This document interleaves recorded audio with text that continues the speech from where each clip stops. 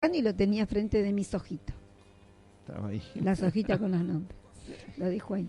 Muy bien, continuamos, Claudio. Continuamos.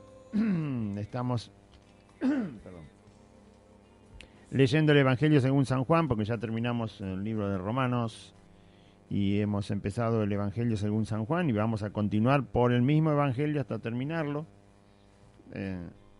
Todos los demás libros, todas las cartas de Pablo las hemos leído, las de Pedro también, las de Juan también, Santiago, y hemos leído Judas, así que solo no, nos queda todavía leer los 4 evangelios, el libro de los Hechos, que es la continuación de los evangelios, Hebreos, la carta a los Hebreos, y finalmente el Apocalipsis, ¿sí?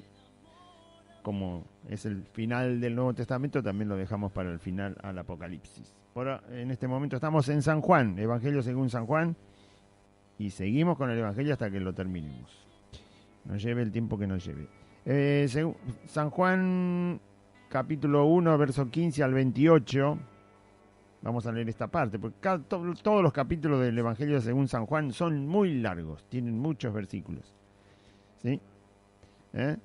Y es un libro hermoso. Sí, todos los evangelios cuentan la historia de Jesús, la persona, muestran a Cristo.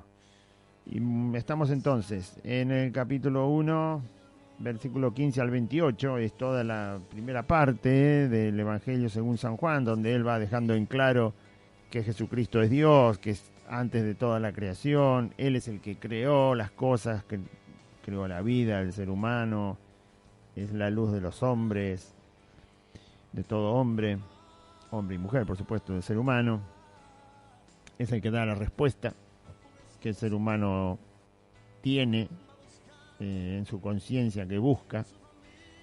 Es la plenitud de la vida del hombre. Jesucristo es la plenitud de la vida del hombre. Habla también Juan de cómo los seres humanos comunes en el sentido de que todos somos pecadores, o sea que no hay diferencia entre nosotros. Por eso usé la palabra común, porque no hay más allá que el ser humano que conocemos, ¿sí? El hombre del mundo, sí. Pecadores que no tienen a Dios. Y Dios los transforma a los pecadores que se arrepienten y creen en Jesucristo y ponen la fe en Jesucristo. Los salva, pero además los hace hijos de Dios. O sea, ahora tienen han nacido de nuevo. Es una nueva criatura, dice el Señor Jesús en su Evangelio, ¿sí? En apariencia somos iguales, pero adentro hay una nueva criatura.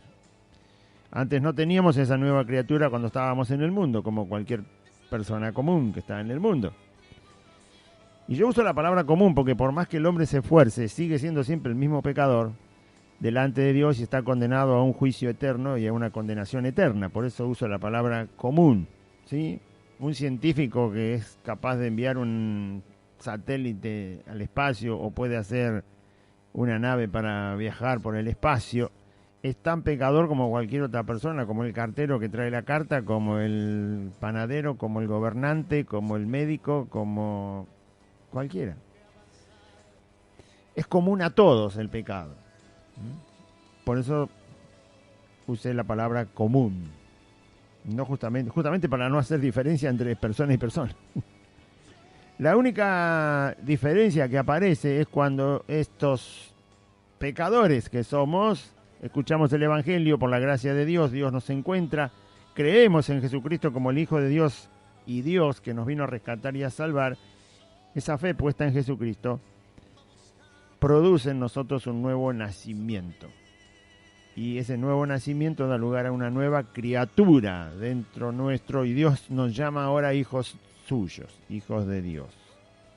Ahí está Juan diciendo que Cristo es el Dios todopoderoso, que no solo nos creó, que no solo creó la vida para nosotros, la vida consciente humana, sino que también nos rescata y nos transforma en hijos de Dios y en criaturas nuevas. Es la única solución que hay para la raza humana. Jesucristo se llama. ¿Sí? No hay un método, no hay un principio, no hay un ejercicio. No. Es el mismo Señor la única solución para la raza humana. ¿Sí? Esta raza humana que está tan alborotada ahora, la solución es Jesucristo, el Hijo de Dios. es el Señor la solución. Él es la salida para todo. Amén. Bien, ahora vamos a leer San Juan capítulo 1 del 15 al 28. Dice así: Juan, el Bautista se refiere, no Juan el discípulo que escribe la carta, sino Juan el Bautista. Juan dio testimonio de él y clamó diciendo: Este es de quien yo decía, el que viene después de mí es antes de mí, porque era primero que yo. Porque de su plenitud tomamos todos, y gracia sobre gracia. Pues la ley, por medio de Moisés, fue dada, pero la gracia y la verdad vinieron por medio de Jesucristo. A Dios nadie le vio jamás. El unigénito Hijo que está en el seno del Padre, Él le ha dado a conocer. Este es el testimonio de Juan, cuando los judíos enviaron de Jerusalén sacerdotes y levitas para que le preguntasen: ¿Tú quién eres? Confesó, y no negó, sino confesó: Yo no soy el Cristo. Y le preguntaron: ¿Qué pues? ¿Eres tú Elías? Dijo: No soy. ¿Eres tú el profeta? Y respondió: No. Le dijeron: Pues ¿quién eres? Para que demos respuesta a los que nos enviaron. ¿Qué dices de ti mismo? Dijo: Yo soy la voz de uno que clama en el desierto: enderezad el camino del Señor, como dijo el profeta Isaías. Y los que habían sido enviados eran de los fariseos, y le preguntaron y le dijeron: ¿Por qué pues bautizas si tú no eres el Cristo, ni Elías, ni el profeta? Juan les respondió diciendo: Yo bautizo con agua, mas en medio de vosotros está uno a quien vosotros no conocéis. Este es el que viene después de mí, el que es antes de mí, del cual yo no soy digno de desatar la correa del calzado. Estas cosas sucedieron en Betábara, al otro lado del Jordán, donde Juan estaba bautizando. Muy bien. Ahí hay en parte testimonio de lo que dice Juan y Juan el Bautista, y está superpuesto, sino colocado también en medio de un testimonio que da Juan, el que escribe la carta. Juan el discípulo del Señor, Juan el apóstol de Cristo. Bueno, el Evangelio, según lo escribe Juan, inspirado por el Espíritu Santo, va dando todos los detalles que dejan bien en claro que Jesús es eterno, ¿sí? No tiene principio, no tiene fin. Solo lo que ocurre con Jesús, el Hijo de Dios, es que viene a tomar forma humana cuando el Espíritu Santo concibe en el vientre de María a Jesús para que nazca con un cuerpo como el nuestro, para que esté entre medio de nosotros, y además, lo más importante, pudiera cargar todo el pecado de la humanidad, para rescatar a la humanidad. Pero Juan en el Evangelio deja bien claro que Jesús es Dios, que Jesús es el Señor, que es el Dios todopoderoso. Que haya tomado temporalmente forma humana no le quita para nada la divinidad a Jesucristo. No quita de su persona el hecho de quién es. No disminuye para nada la autoridad de Dios que posee. Por lo tanto, así lo debemos nosotros entender. O sea, Jesús es Dios, aunque la gente no quiera creer en Él, Él es Dios. Y un día lo van a tener que enfrentar como juez. Por lo tanto, está dejando bien en claro, a través de todo lo que dice y lo que Juan el Bautista también dice, de que Jesús es presentado en este Evangelio directamente tomando como más importante la divinidad de Jesucristo. Hay mucha gente que no cree que Jesús es Dios. Creen que es un hijo de Dios. Creen que es un profeta muy elevado en cuanto a lo que pudo enseñar y traer a la humanidad. Alguien que no pudo ser superado como persona, que habló sabiduría, que hizo cosas muy poderosas. Pero bueno, toda la gente que no tiene la concepción exacta de Cristo está en un error, no tiene el conocimiento correcto, o sea, mejor dicho, no acepta exactamente quién es Cristo. Por eso la Biblia dice que para ser salvo hay que confesarlo como Señor, que significa Dios absoluto, ¿sí? Señor absoluto de todo, Dios sin principio y sin fin. No tiene principio ni fin el Señor Jesús. Es más, todas las cosas que están entre el alfa y el omega están dentro de Él. Él es el alfa, Él es la omega, Él es el principio de todas las cosas, Él es el final de todas las cosas, Jesucristo el Señor. Bueno, ahí está un poco alto. Ahí está. Ahí está. Muy bien, entonces, vamos a leer, usted y yo, que decimos que estamos en el camino del Señor, el Señor es el Señor, no se puede discutir. No puede ser que la iglesia todavía no sepa a quién tiene que obedecer. No puede ser que la iglesia evangélica todavía no entienda que el Señor es el que ha dado la vida. Dios mismo da la vida para que nosotros seamos rescatados. Por lo tanto, todo lo que Jesús enseña es un mandamiento para nosotros. No importa por dónde lo quiera mirar, si lo quiere mirar de costado, de arriba, de abajo, todo lo que Jesús enseña es un mandamiento para nosotros. Un mandamiento divino, dado directamente por Cristo como Dios. Por eso el Señor en un momento le dicen, ¿por qué porque todo el mundo lo seguía al principio a Jesús, ¿no? Con tantos milagros, tantas señales, y toda la gente le decía, Señor, Señor, Señor. Y un día el Señor le dice, ¿por qué me dicen Señor, Señor y no hacen lo que yo les mando? Y eso que todavía no había muerto en la cruz, no había demostrado que tenía poder para resucitar, que venció a la muerte, todavía faltaban un montón de cosas que Jesús tenía que enseñar y hacer. Y a pesar de eso, en la mitad quizás de su ministerio, donde mucha gente seguía a Jesucristo y se adhería a lo que él enseñaba, el Señor le dice, ¿por qué me dicen Señor, Señor y no hacen lo que yo les mando?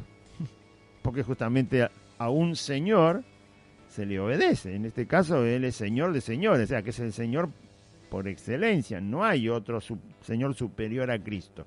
No existe, no lo hay en ninguna parte del universo, en ningún lado. No hay Señor por encima de Cristo. Él es el Señor.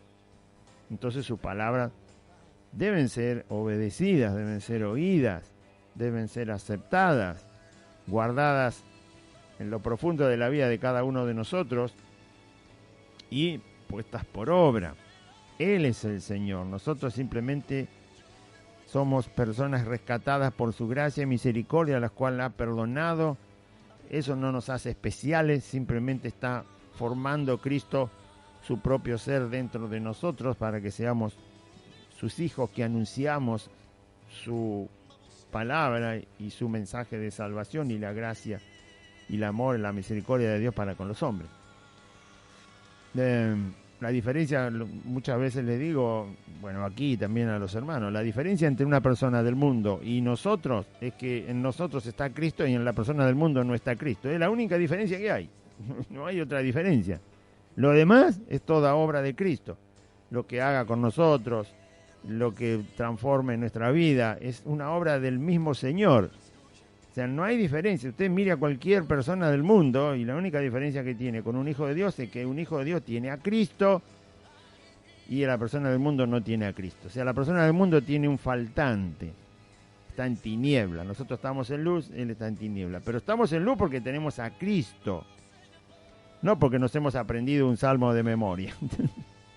No porque somos especiales o porque hemos estudiado o porque hacemos las cosas educadamente, o porque tuvimos una linda familia, o porque nos criamos bien, o porque nacimos vaya a saber dónde, o de dónde vinimos acá a vivir. No tiene nada que ver. La única diferencia entre alguien que no tiene a Cristo y uno que tiene a Cristo es justamente Cristo la diferencia. ¿No? Por eso podemos alumbrar y por eso podemos ser sal, porque aquí está Cristo y en el otro no está Cristo. Bueno, ese Cristo es Dios.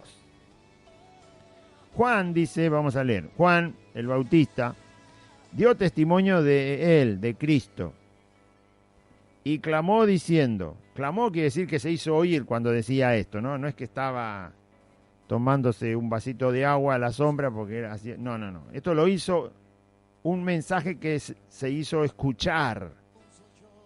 Clamar quiere decir que él habló de tal manera que la gente escuchara, no quiere decir que estaba a los gritos, no, que dio un mensaje llamando a la gente a escuchar ese mensaje, haciéndole prestar atención al mensaje. De esa manera Juan dijo esto. Refiriéndose a Jesús, al Mesías que venía, Juan el Bautista dijo, este es de quien yo decía, el que viene después de mí es antes de mí porque era primero que yo. Toda la gente que escuchaba a Juan sabía que Juan estaba diciendo, arrepiéntanse y confiesen sus pecados y bautícense, porque ahora detrás mío viene uno, ¿sí?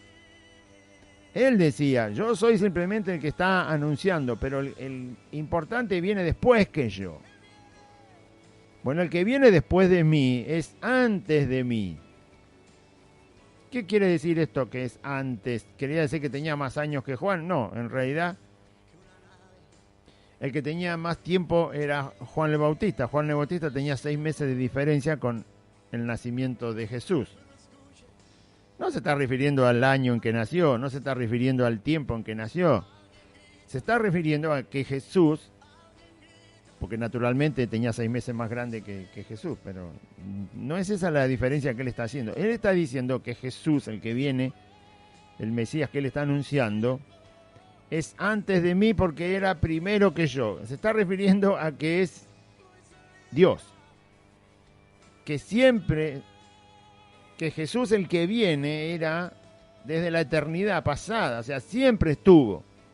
Fue antes que yo. Yo aparecí en la historia en un momento, pero Jesús no aparece en la historia en un momento, sino que siempre fue el mismo, porque siempre es Dios, o sea, siempre fue Dios, aún tomando forma humana, Él está antes que Juan.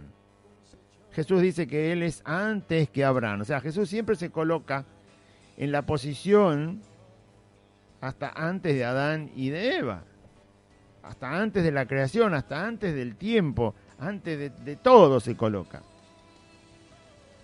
Para que entendamos qué es Dios, porque al verlo en un envase como el nuestro, no lo vimos nosotros, pero lo vieron los que lo conocieron en su momento, y así está relatado como alguien que nace, entonces nos cuesta a veces saber que Él es Dios desde siempre, y obviamente será siempre Dios. Entonces Juan le dice, viene uno, pero Él es antes que yo simplemente lo estoy anunciando. Él era primero que yo. Está hablando de la divinidad de Cristo. Porque de su plenitud tomamos todos, dice el verso. Este ya es testimonio de Juan el que escribe el Evangelio. De su plenitud, es decir, Juan el Bautista también lo señala como eterno a Cristo. ¿Sí? El Dios eterno. El Dios que no tiene principio ni fin. Porque de su plenitud, de la plenitud de Cristo, tomamos todos y gracia sobre gracia. De Cristo, que es el creador de la vida, como dice al principio, todos tomamos, la vida que tenemos viene de Cristo. Por eso el hombre tiene conciencia de la vida, y esa conciencia de la vida, en su conciencia, aún entenebrecida, oscura, pervertida por Satanás, por el demonio, esa vida que hemos recibido busca la fuente de donde vino. Por eso el hombre quiere saber de dónde ha venido.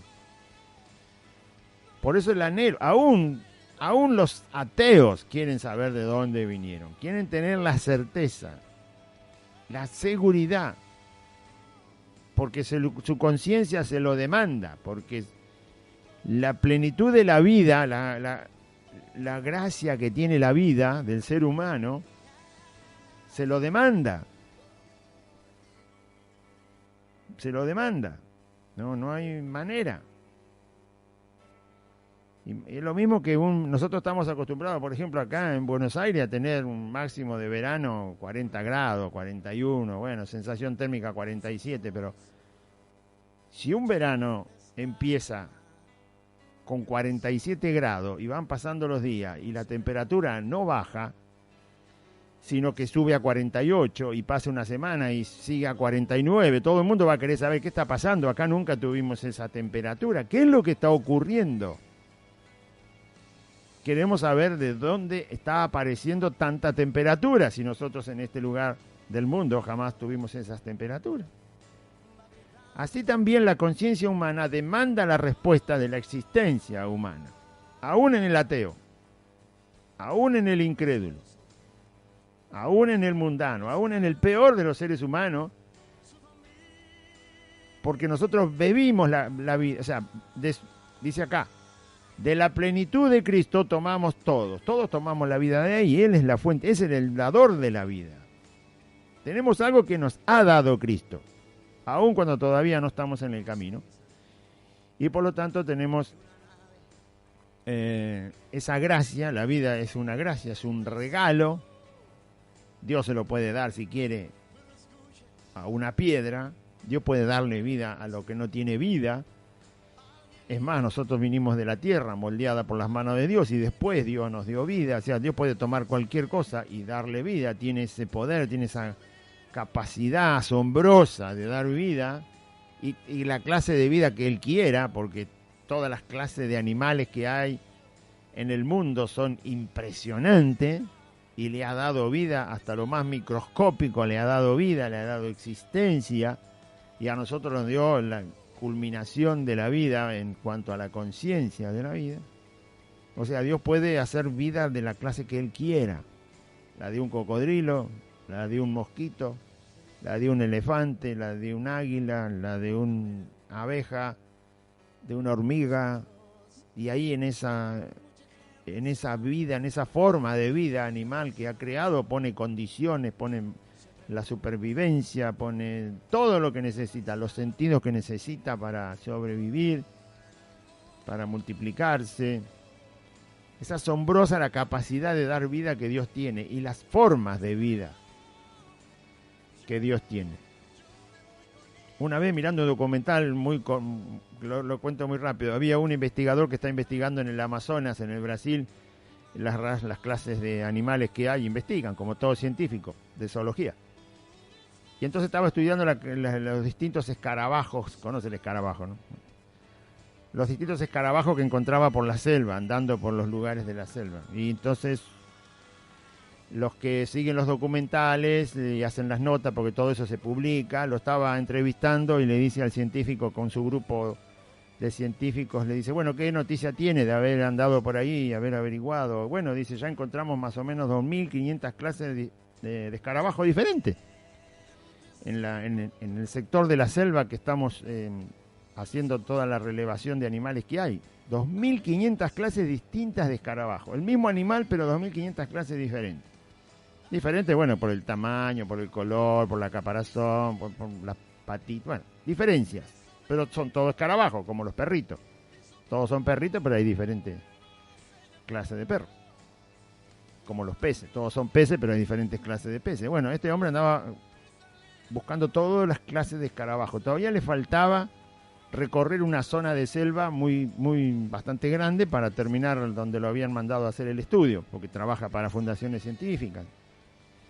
Y entonces le dice al periodista, bueno, mire, ya encontramos 2.500 clases de escarabajos diferentes y estamos seguros que cuando terminemos la zona que nos falta, vamos a andar más o menos en los 4.500, porque a medida que iba avanzando iba encontrando diferentes escarabajos. Por lógica, si seguía caminando en la selva, iban a encontrar fácil casi la misma cantidad, por lo que le faltaba recorrer.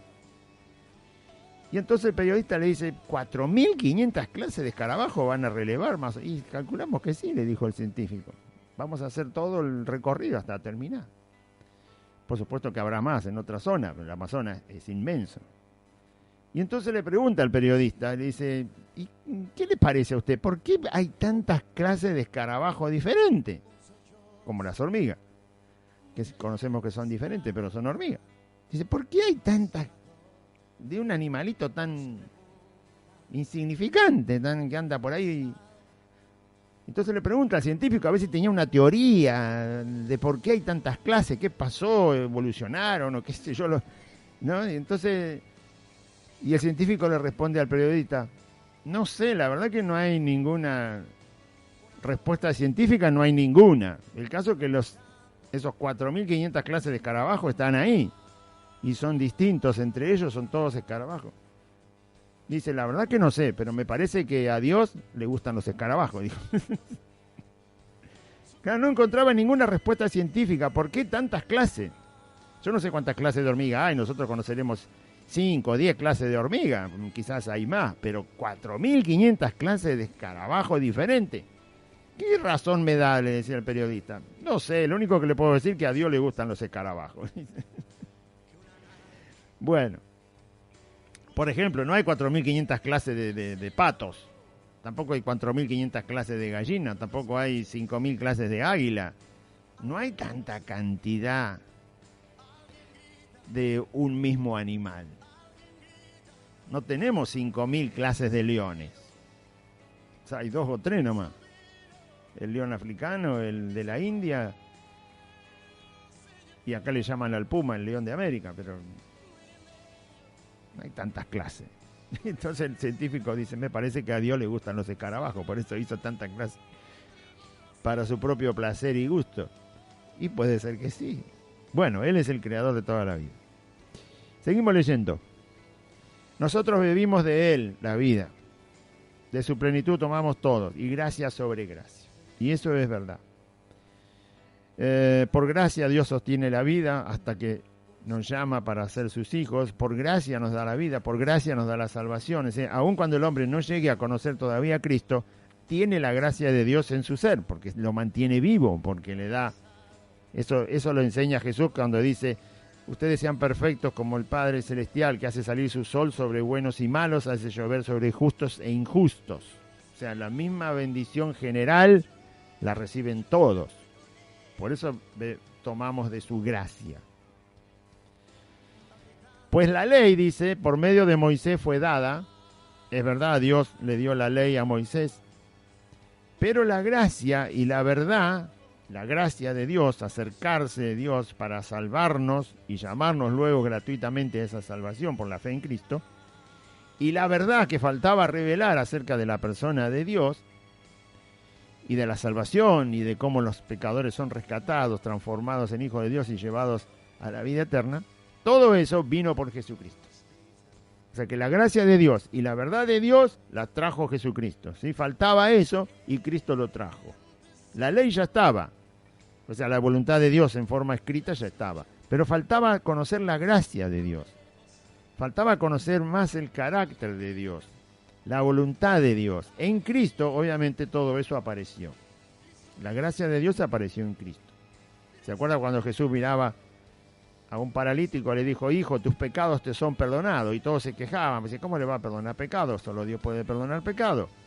Y Jesús, por supuesto, no solo le perdonó los pecados al paralítico, sino que después le dijo que se levantara, que tomara su lecho y se fuera a su casa. Y lo sanó. Entonces, ese acercamiento de Cristo a la persona perdida y afligida, ahí se ve la gracia de Dios. Y también Jesús trajo la verdad de Dios, no dejó dudas y habló con toda la autoridad de Dios cuando habló de la persona de Dios, del Padre y de Él mismo y del Espíritu de Dios. Así que si alguien quiere conocer a Dios, no tiene más que conocer a Cristo y escucharlo hablar. No es tan difícil, ¿no? La gente dice, ¿por qué no? Si Dios viniera a este mundo, bueno, ya vino y obviamente vaya y busque en los evangelios lo que Jesús dijo. Entonces va a conocer a Dios. No que lo va a conocer solo por el mensaje que Cristo da de Dios, sino lo va a conocer porque va a ver en Cristo a Dios, porque Cristo es Dios. Seguimos leyendo. A Dios nadie le vio jamás. ¿Alguien vio a Dios? No, nadie. El único que ha visto a Dios es Jesucristo, el unigénito Hijo. Jesús es el único, según la Biblia, que ha visto a Dios. Porque justamente dice acá, porque Él está en el seno del Padre. Y por eso Él, Jesucristo, que está en el seno del Padre, le ha dado a conocer. ¿Entiende dónde está Jesús? Está en la esencia misma, tiene la esencia de Dios, pero está en la naturaleza misma. Nadie ha visto jamás a Dios. El único que puede darlo a conocer, el único que puede describir al detalle la persona de Dios es Jesucristo. Ni los ángeles han visto a Dios jamás. Solo Jesucristo. Dice que habita Dios en una luz inaccesible. El único que puede, obviamente, estar en ese lugar tiene que ser Dios igual que Él. ¿Quién es Dios igual que Él? Jesucristo. Por supuesto, el Espíritu Santo también, porque es el Espíritu de Dios. Bueno, ahí hay casi un misterio para nosotros que en la mente pueda aceptar, ¿no? Pero si lo dice la palabra del Señor es suficiente para nosotros, ¿sí? Nadie ha visto a Dios jamás, Jesucristo sí. Tiene toda la información de la persona de Dios para trasladarla y revelarla a la humanidad. Y Él le ha dado a conocer, Jesucristo ha dado a conocer al Padre. Este es el testimonio de Juan. Ahora vuelve a hablar del testimonio de Juan el Bautista. Estos 4 versículos que yo leí son el testimonio del que escribe el Evangelio. El testimonio teológico del que escribe acerca de Jesucristo y Dios. Ahora sigue otra vez el testimonio de Juan el Bautista. Este es el testimonio de Juan, cuando los judíos enviaron de Jerusalén sacerdotes y levitas, más abajo dice que eran de los fariseos, para que le preguntasen. O sea, vinieron sacerdotes y levitas que servían en el templo en Jerusalén y llegaron hasta donde estaba Juan, en una zona desértica cerca de Jerusalén. Bueno, ahí dice de Betabara, ¿no? Betabara, sí. Al otro lado del Jordán, no era lejos de Jerusalén, y ahí Juan estaba bautizando. Ahí fue donde empezó a ser oído y clamó su mensaje para que la gente se preparara a recibir a Jesucristo, que se arrepintiera de sus pecados y se preparara porque Cristo iba a aparecer en escena. Bueno, los sacerdotes y los levitas en Jerusalén querían saber quién era Juan, porque Juan justamente no se presentó en la ciudad capital, no se presentó en Jerusalén, él estaba en el desierto, en un desierto que está ahí cerca, y ahí cerca del Jordán justamente para bautizar a las personas. Como no se presentó en la ciudad, entonces enviaron a que pregunten quién es, quién eres, ¿sí? Que diera a él la certificación de quién era, si era un profeta de Dios, si era, por qué su mensaje, por qué lo que bautizaba. Empezaron a indagar. Muy bien, Juan el Bautista responde. Y van preguntas y respuestas, preguntas y respuestas. Que nos van a dejar en claro que Juan el Bautista es un mensajero enviado por Dios, como Dios lo había prometido ya antes en el Antiguo Testamento, en Malaquías. Dice de esta manera: no se olvide que hacía 400 años que no había profeta en Israel. 400 años que Dios no envió a ningún profeta de parte de él a hablarle a los israelitas. 400 años. Así que aparece Juan hablando como profeta, obviamente profeta verdadero del Señor, y es toda una cosa novedosa. Irrumpe en el tiempo, irrumpe después de tanto silencio de parte de Dios, y por supuesto salieron a ver quién era antes que apareciera Jesús en escena. Dice verso 20, los sacerdotes y los levitas le preguntaron a Juan el Bautista: ¿tú quién eres? Y Juan el Bautista dice, acá dice que él confesó, porque la pregunta era ¿quién eres? y dijo, yo no soy el Cristo, el enviado de Dios, yo no soy el ungido de Dios, el Mesías, yo no soy el Mesías. Es lo primero que él dice, porque seguramente pensaban que sí lo era, porque los tiempos de calendario indicaban ese tiempo, porque Israel estaba siendo oprimido por el Imperio Romano, así que el Mesías era un libertador, era un rey a favor del pueblo de Israel, y por lo tanto ellos asociaron todo y pensaron que ya Jesús, o mejor dicho el Mesías, tenía que aparecer. Él niega, no que niega, sino confiesa, porque si él lo dice en forma de negación, hubiera sido entendido como que no tenía nada que ver con Jesucristo, y era todo lo contrario. Él era el que le estaba preparando los corazones a las personas para que escucharan luego a Jesucristo. Por eso él dice que no niega, sino que dice, yo no soy el Cristo. Si hubiera utilizado otra forma de hablar, él hubiera dicho algo así como, yo no soy Mesías, o no tengo nada que ver con el Mesías. Por eso dicen, no soy yo el Cristo.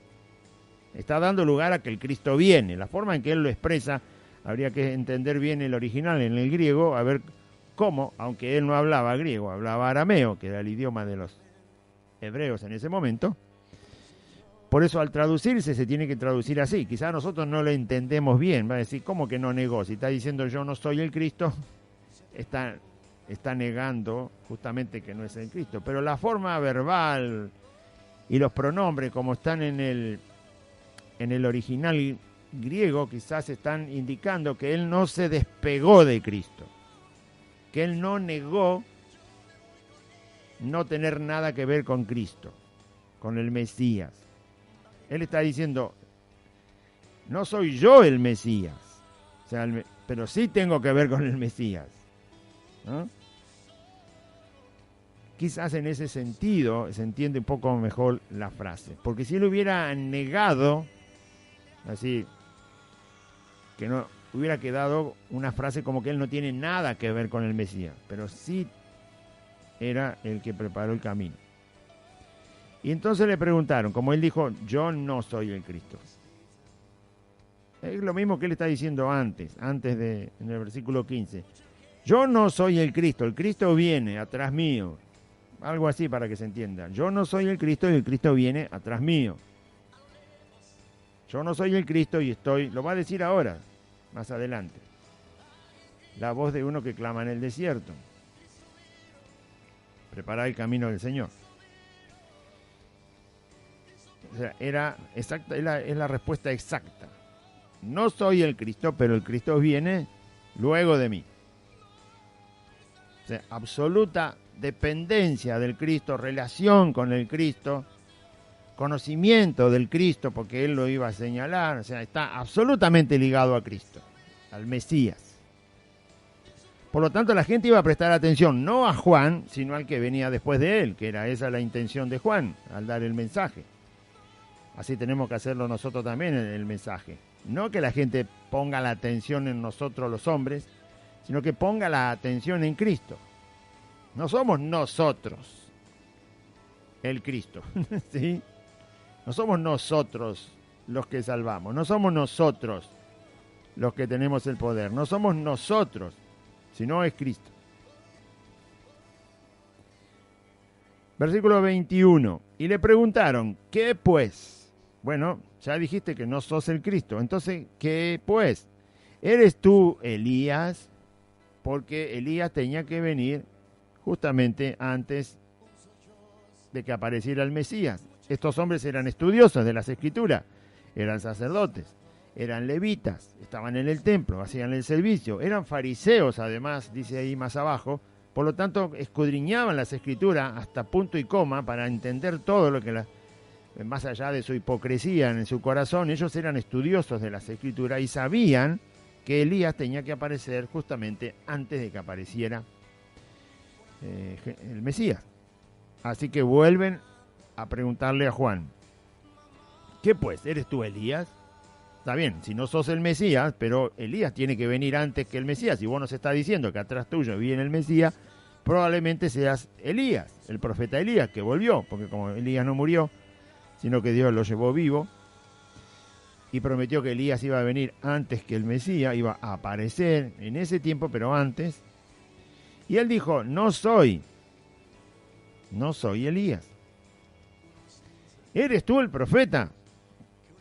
¿Qué profeta? Bueno, un profeta del cual habla Moisés. En Deuteronomio está la cita bíblica acá, que Moisés dice, Dios les va a visitar en un tiempo y va a enviar un profeta, igual que a mí, y a ese profeta, dice, el que oyere a ese profeta vivirá, y el que no oyere a ese profeta será apartado del pueblo de Dios, irá a destrucción, ¿no? Esto lo dice Moisés, inspirado por el Espíritu Santo en el Antiguo Testamento. Dios va a enviar un profeta, y a ese profeta es al que hay que escuchar.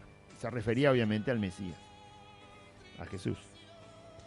Así que ellos le preguntaron, bueno, entonces no sos el Mesías, no sos Elías que viene antes del Mesías. ¿Qué sos? ¿El profeta? ¿No? Al profeta, el que escuchare a ese profeta vivirá, decía Moisés. ¿Sos el profeta? Y él respondió, no, tampoco. Tampoco soy el profeta. No es ese profeta que promete en el Antiguo Testamento Moisés cuando es inspirado por Dios para escribirlo. Ese profeta que habla Moisés es el Mesías. Pero como Moisés no lo relaciona directamente, porque está todavía escondida esa revelación, Moisés no la tenía, por lo tanto, pero sí sabía que era un profeta. Obviamente Jesús es el profeta de los profetas, profeta por excelencia, es el gran profeta.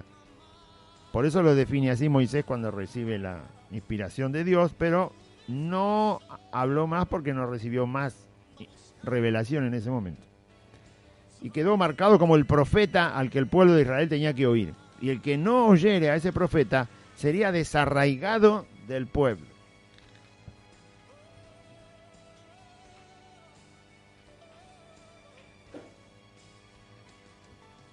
Muy bien. Acá estamos otra vez. Disculpe el silencio. Entonces, tampoco soy el profeta. Y es verdad lo que Juan el Bautista está diciendo. Entonces le dijeron, pues, ¿quién eres? Ya que se acabaron las opciones, no había más. No era el Mesías, no era Elías, no era el profeta prometido en el Antiguo Testamento por boca de Moisés. Entonces le dijeron, bueno, ¿quién eres? Para que podamos dar respuesta a los que nos enviaron. Ellos vinieron con una pregunta para saber quién era Juan, qué estaba haciendo, por qué bautizaba, y los que le habían enviado eran los de la ciudad de Jerusalén. Los que tenían cargos más altos que ellos y por supuesto tenían que volver con una respuesta. Pues, ¿quién eres? Nosotros tenemos que saber bien quién es Jesucristo cuando lo damos a conocer, cuando lo predicamos. Tenemos que aprender todo lo necesario de la persona de Cristo. Primero y principal, es Dios. Es el que vino en forma humana para rescatarnos de nuestro pecado. Por eso la Biblia tiene como mensaje central a Cristo, porque justamente es el mensaje más importante. Es de conocer a Dios por medio de Jesucristo, y la persona de Jesucristo que se conoce cuando uno lee la Biblia es la persona de Dios. Y entonces dice, bueno, pues ¿quién eres tú para que demos respuesta a los que nos enviaron? ¿Qué dices de ti mismo? Estaban esperando que Juan se defina a sí mismo. Y Juan lo hace y les dice, yo soy la voz de uno que clama en el desierto. O sea, yo soy la voz en el desierto que tiene este mensaje que es enderezad el camino del Señor, como dijo el profeta Isaías. ¿Sí? Enderecen sus caminos. Esa es la voz en el desierto que dice, viene el Señor, viene el Mesías.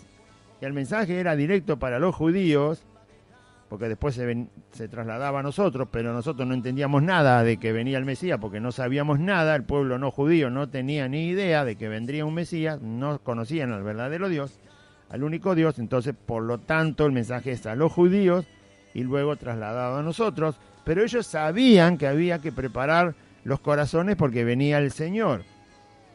Enderezad el camino del Señor, como dijo el profeta Isaías. Es un pueblo que estaba esperando al Mesías. Es decir, pónganse en el camino, preparen su vida para que escuchen al Señor que viene. Preparen sus corazones, por eso Juan llamaba al arrepentimiento, porque si no la gente no iba a percibir en Cristo la persona del Mesías.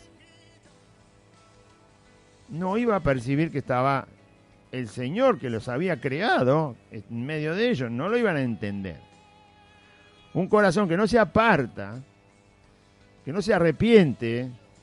Por eso dice la Biblia que los que no se arrepienten están por voluntad propia negando al Señor, por el corazón endurecido que tienen. Por eso Juan llamaba al arrepentimiento. Enderezando los corazones, alineando los corazones para que las personas, al escuchar a Jesús, le aceptaran. Y fíjese, los 3 años que predicó Jesús lo terminaron gritando que lo crucifiquen. Que si Dios no hace la obra, hermano, si Dios no toca el corazón, si Dios no abre los ojos para creer y para entender, es en vano. El hombre vive en una vanidad. Dios visitó el mundo y el hombre todavía no lo quiere aceptar. Todavía pone tropiezos. Todavía dice que es un mensaje, bueno, es un mensaje entre tantos mensajes. Es un mensaje para los débiles, para los que no tienen esperanza, para que vivan con la ilusión de la esperanza del cielo, ¿no? Y así nos dicen. Pero Dios visitó el mundo, vino a salvar a las personas, dio todas las certificaciones de que Cristo es Dios, y todavía se siguen escabullendo. Lo siguen evitando a Dios. Teniendo testimonio. Porque si no hubiera testimonio, bueno, si Jesús nunca hubiera llegado, es hasta aceptable de que la gente no creyera en Jesucristo si nunca hubiera venido. Pero vino. Si mañana aparece un marciano y se pone a hablar ahí con no sé quién, todo el mundo va a querer ir a ver al marciano que vino. Y todo el mundo se va a enterar del marciano y todos van a querer ir a conocer al marciano. Vino Cristo y lo ignoraron. Vino Dios y lo enfrentan. Vino Dios y se excusan. Vino Dios y lo ponen en duda. Vino Dios y son incrédulos. Vino Dios y lo usan para cuestiones políticas orgullosas y soberbias en la vida humana. Nosotros que le conocemos le debemos dar a conocer al resto. Yo soy la voz de uno que clama en el desierto, enderezad el camino del Señor, como dijo el profeta Isaías. Y los que habían sido enviados eran de los fariseos. Esto lo dice porque cada vez que Juan el Bautista está citando un pasaje del Antiguo Testamento, está citando las profecías acerca del que el Mesías venía, estos fariseos sabían exactamente lo que estaba diciendo porque conocían esas profecías, de memoria se las conocían. Por eso dice, estos eran de los fariseos. Por lo tanto, Juan le está dando la respuesta, no, se las está dando basándose en el Antiguo Testamento. Él está respondiendo en base a lo que el Antiguo Testamento profetizaba, avisaba y anunciaba de antemano que el Mesías venía y que alguien iba a preparar el camino, que iba a preparar el momento antes de que el Mesías se hiciera público. Por lo tanto, estos hombres entendían muy bien la respuesta de Juan el Bautista. Eran teólogos y estudiosos a pleno de la Biblia.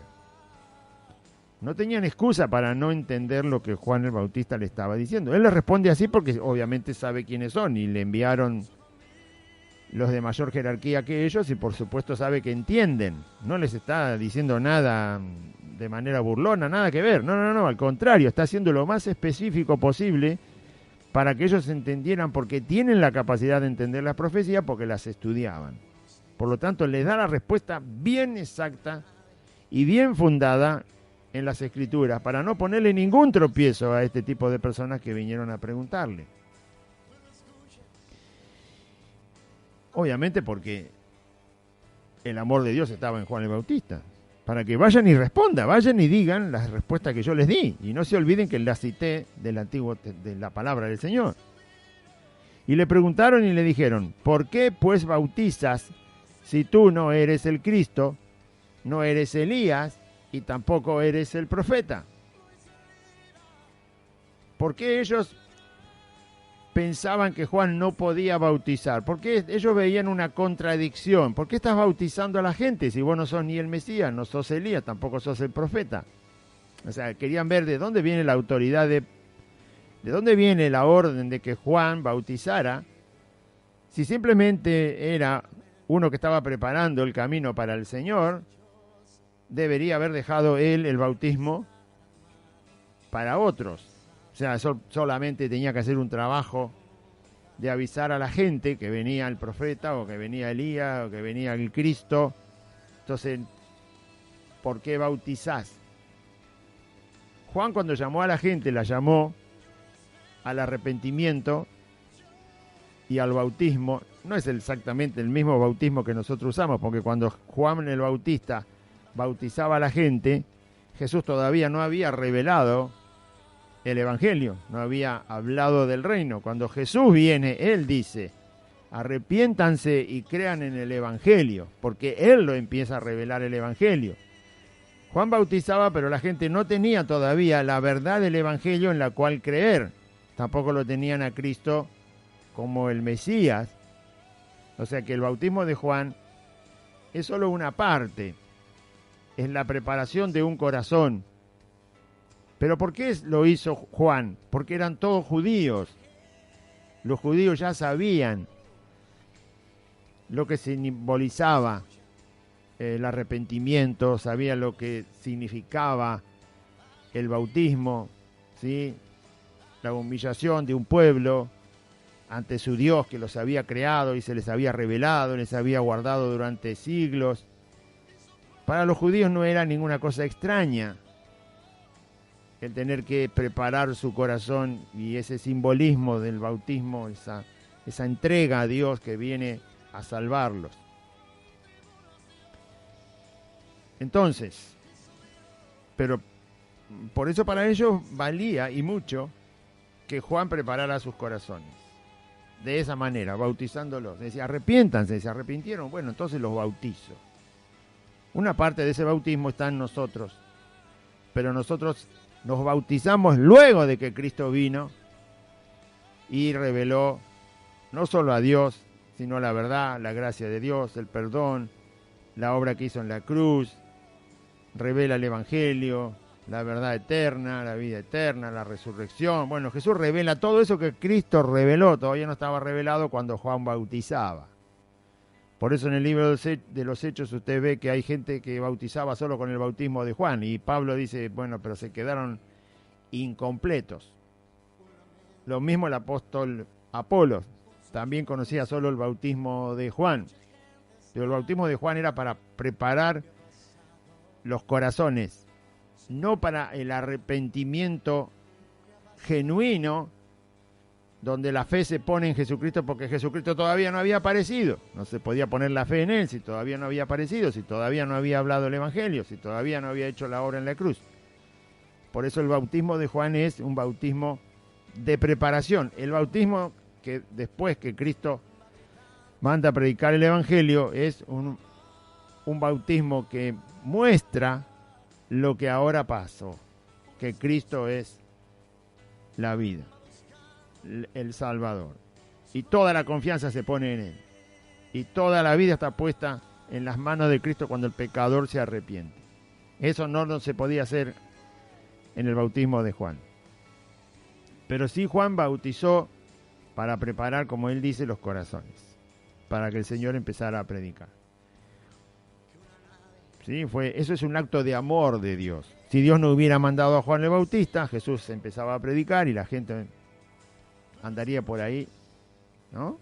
Fue Dios, cuando Dios habla, da vida. Cuando Dios habla, derrama su poder, su gracia, su misericordia. Juan habló de parte de Dios y anunció que Jesús venía. Es un maravilloso acto de abrir los brazos, como el padre que recibió al hijo pródigo, ¿no? Acá estoy. Juan fue el que hizo eso, mandado por Dios. Entonces le dijeron, ¿por qué bautizás?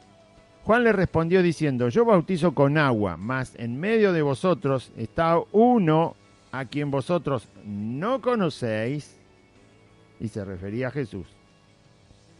O sea, mi bautismo es un bautismo de agua. Después más abajo, él también dice que Jesús va a bautizar con Espíritu Santo y fuego. O sea, el bautismo del compromiso con Dios es el bautismo que tenemos nosotros ahora. Es el compromiso y la obediencia a Cristo, el Señor. Morir al mundo, resucitar para Cristo, resucitar con Cristo. Es absolutamente separado de todo lo que el mundo es y el mundo da.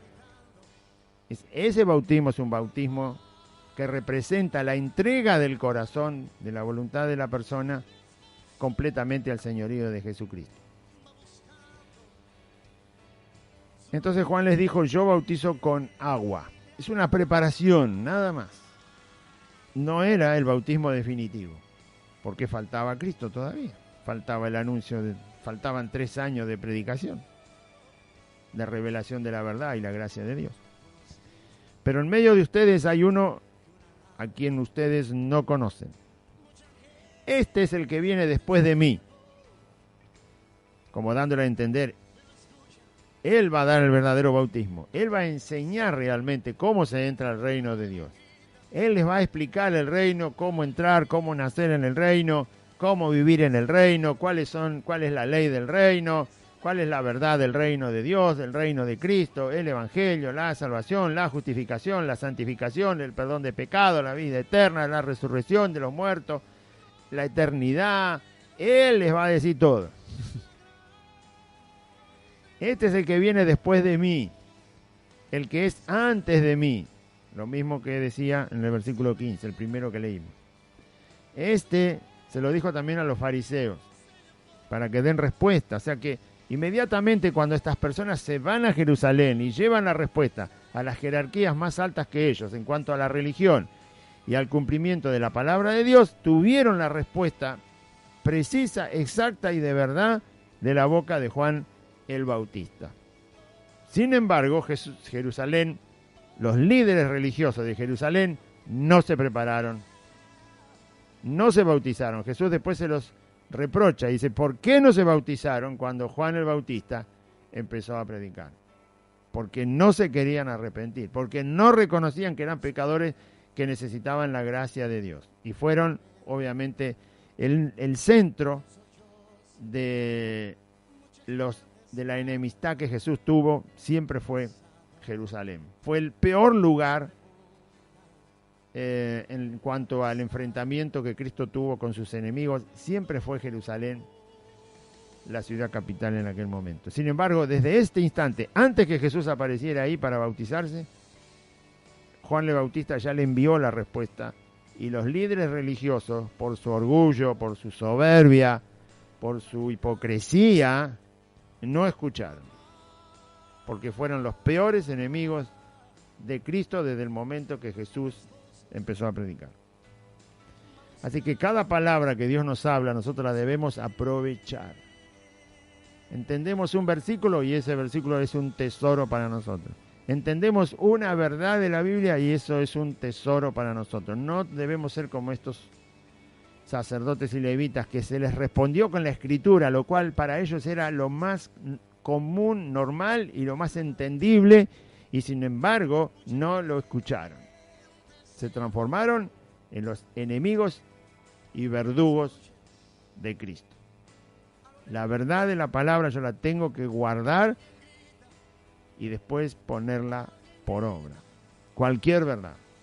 La verdad que define a Cristo y la verdad de los mandamientos de Cristo. Y Juan, bueno, este es el que viene después de mí, que es antes de mí, del cual yo no soy digno de desatar la correa del calzado. Si Juan el Bautista llamaba la atención por su mensaje y vinieron estos líderes religiosos a escucharlo, él le dice, yo ni siquiera puedo inclinarme y desatar su calzado. No soy digno de desatar su calzado. Imagínense a dónde lo está poniendo a Cristo. Si él no era capaz de desatar el calzado de Cristo, lo está elevando a la posición, obviamente, de Mesías, del Señor. Ya lo está diciendo, Él es el Señor. El Señor viene, enderecen sus corazones. Está dando un testimonio muy limpio, muy perfecto de la persona de Cristo antes que Cristo aparezca. Y se lo está diciendo a las personas que le demandaron saber quién era Él. Yo no soy digno de desatar el zapato, la sandalia del Mesías. Estoy aquí haciendo lo que el Dios eterno me ha mandado hacer. Amén. Bien. La humildad de Juan, ¿no? Y la certeza de sus palabras. Así dice el Señor que debemos ser humildes como Él. Mansos y humildes de corazón. Y Juan el Bautista obviamente lo fue. El último versículo. Estas cosas sucedieron en Betábara, al otro lado del Jordán, donde Juan estaba bautizando. Esto es, bueno, para que sepamos, para que podamos ubicar dónde Juan el Bautista estaba predicando.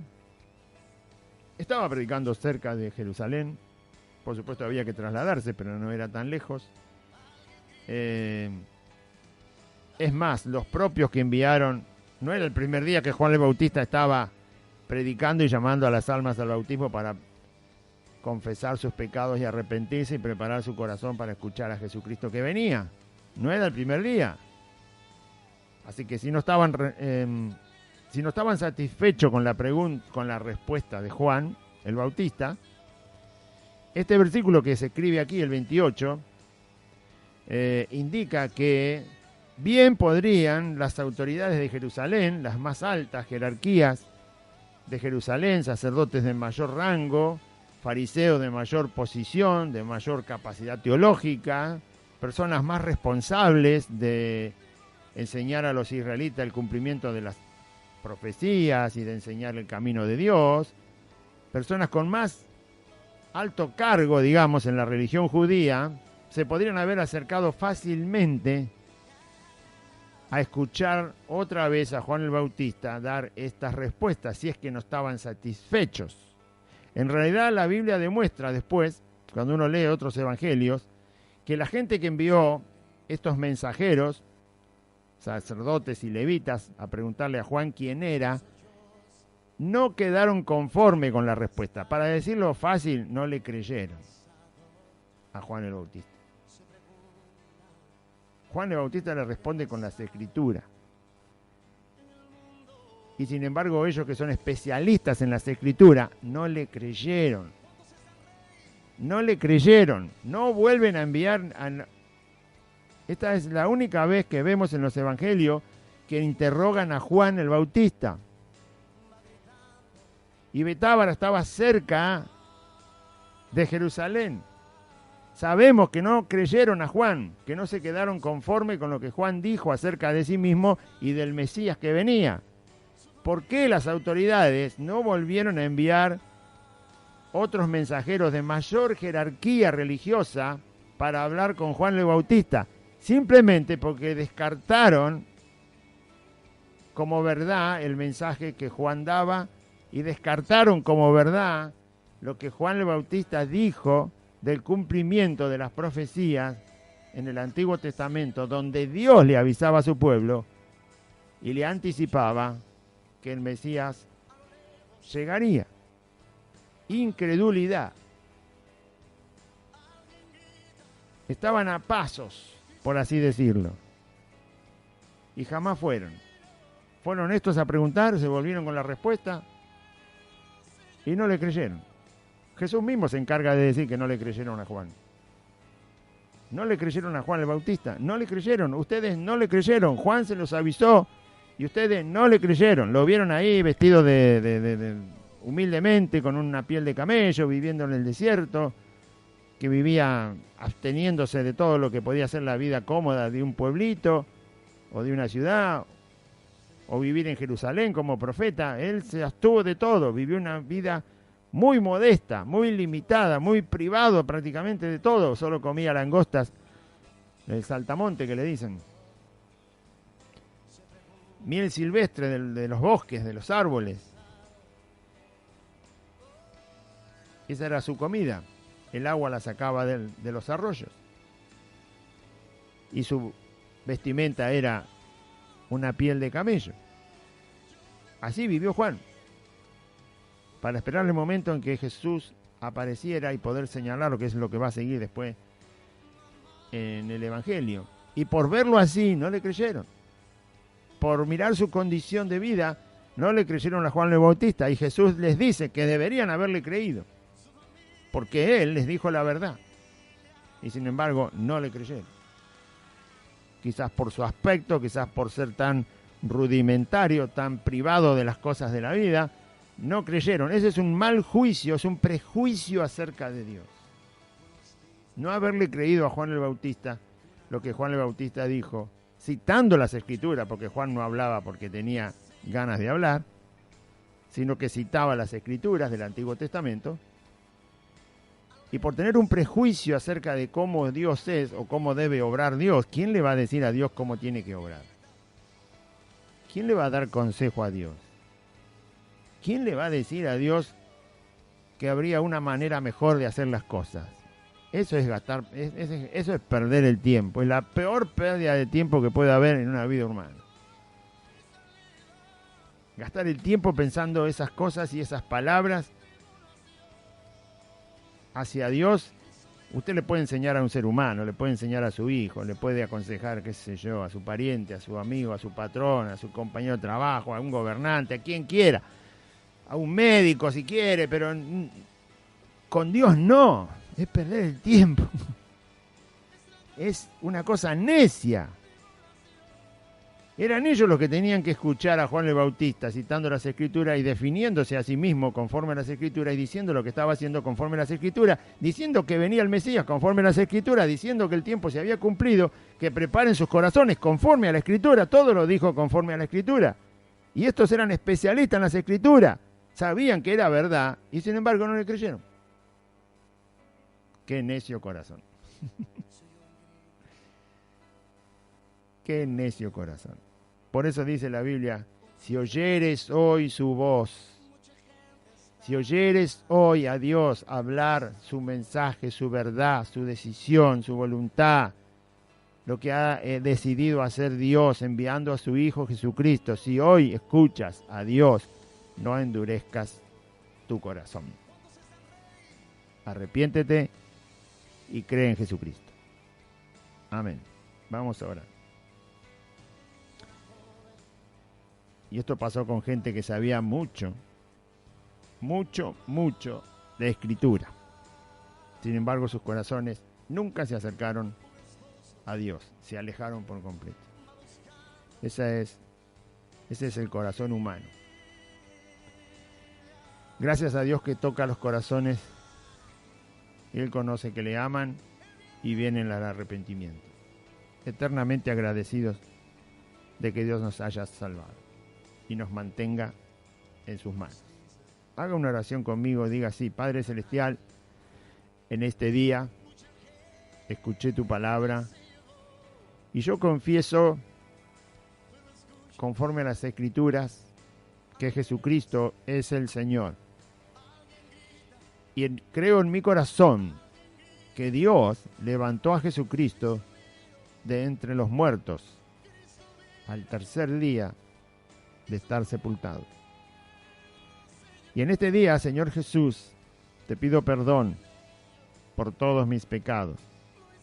Te ruego, Jesús, que perdones mis pecados, que vengas a vivir a mi corazón, que me des tu Espíritu Santo y que anotes mi nombre en el libro de la vida. Gracias te doy, Señor Jesús, por ocupar mi lugar en la cruz y salvarme. Gracias, Jesús. Y renuncio en este día a Satanás, a los demonios, al pecado, al mundo, a la voluntad de mi carne. Renuncio a la enfermedad y renuncio a la muerte. Gracias te doy, Padre eterno, por Jesucristo tu Hijo, a quien enviaste para salvarme. Amén. Y amén. Bien, si usted se está acercando a Dios por medio de la fe, si ha creído, si cree, si su corazón le está indicando que está encontrando el camino y la luz, la verdad de la vida, le invitamos para que usted se congregue, para que pueda conocer más el mensaje de Cristo y a Cristo mismo, porque Él le ama, Él entregó su vida para salvar a la humanidad entera. Los que creen en Él son salvos.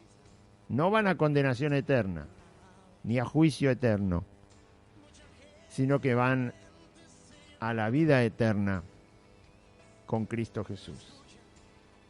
Le invitamos que usted pueda congregarse.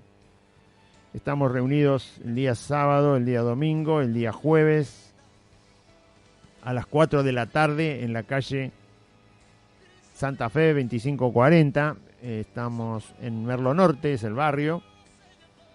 La calle que está en la esquina de este lugar es la calle Solanet. Y es muy fácil de ubicar la calle Solanet porque la calle Solanet empieza donde está el paso a nivel de la estación de Merlo. Ahí está el paso a nivel donde está la estación. Muy bien, esa calle del lado norte es la calle Solanet, donde está el paso a nivel. Por supuesto está el cartel, va a ver que el cartel indica calle Solanet en un sentido y en el otro sentido es la avenida Rivadavia. Pero nosotros estamos justamente por donde la calle Solanet sigue avanzando, 8 cuadras, hay que continuar por la calle Solanet. Todas las esquinas tienen los carteles con los nombres de las calles, no se va a perder. Así que hay que continuar por Solanet, es la manera más fácil de llegar. Derecho por la calle Solanet, 8 cuadras, cuando llega a Santa Fe, dobla a su izquierda sobre la calle asfaltada, esa es la calle Santa Fe. La cuarta casa es Santa Fe 2540. Hay un pino muy alto donde está el Pilar de la Luz y también está el nombre de la calle, el número del domicilio, la torre de las antenas de las 2 radios. Muy fácil de ubicar, le invitamos, le esperamos con todo el amor de Cristo para que usted ande en los caminos del Señor, crezca en el camino de Cristo, conozca su palabra, su evangelio, su poder, su persona, su gracia, su misericordia, su bondad y pueda ser un discípulo de Cristo y un testigo de Cristo en este mundo perdido y en tinieblas. Que Dios le bendiga, audiencia, y confíe en Jesucristo. Esperamos.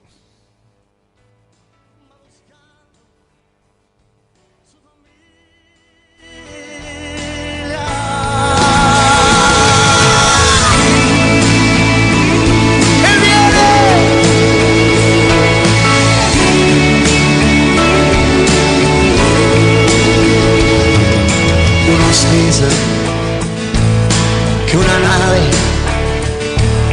mucha gente se llevó, pero escucha,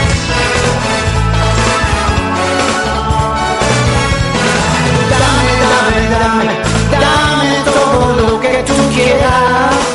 Hasta aquí compartimos Buenas Nuevas, un programa evangelístico, dinámico, reflexivo, pensado en usted y hecho con amor. Buenas Nuevas, creado y conducido por Aide y Claudio.